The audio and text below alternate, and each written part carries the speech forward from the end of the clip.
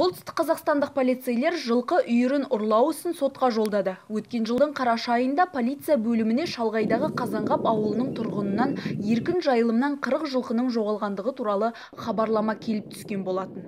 Фермер шамамен 15 миллион теңге шығынға ұшырады. Тергеу жарты жылға созылды. Ұсталғандар өздерінің қылмысқа қатыстылығын үнемі жоққа шығарып, түсініктемелерін өзгертіп отырды. Тергеушілер дәлелдер жинап, мал ұрлығын ашуға тырысты.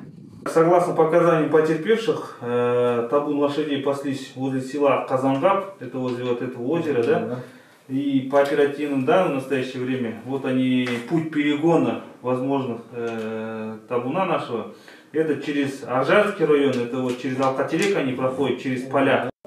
Жәбірленуші оларды бірнеше күн бойы өз іздеген, кейін учаскелік полиция инспекторына жүгінген. Солтүстік Қазақстан облысы полиция департаментінің криминалдық полиция басқармасы мен аудандық полиция бөлімінің тәжірибелі қызметкерлері санынан жедел тергеу тобы құрылған.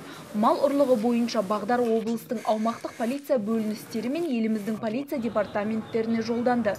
Жедел іздестіру іс-шаралары нәтижесінде ұқсас белгілері бойынша 2 жылқы көршілес Ақмола облысының Зеренді ауданы тұрғындары бірінің қосалқы шаруашылығынан табылған.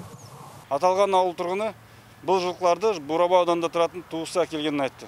Жедел тергеу шараларын өткізу нәтижесінде оның жылқылар ұрлығына қатыстылығы анықталды. Сондай-ақ ұрлыққа қатысты тағы да 4 Ақмола облысының және 1 Солтүстік Қазақстан облысының тұрғындары әшкерленді. Барлық күдіктілер қазіргі уақытта қамауға алынды. Одан әрі жүргізілген жедел іс-шаралар бұл жылқыларды туысына тастап кеткен 53 жастағы Бурабай ауданының тұрғынының ізіне түсуге мүмкіндік берді. Жедел уәкілдер істің мән-жайын анықтай келе Ақмола облысының 3 тұрғыны мен 2 солтүстік қазақстандықты әшкереледі. Күдіктілердің барлығы да табыншылар. Бірнеше күн күдіктілер ауысып отырып, ұрланған жылқыларды Ақмола облысына айдап апарып, сол жерде бөліп алған. Қазіргі уақытта материалдар сотқа тапсырылды.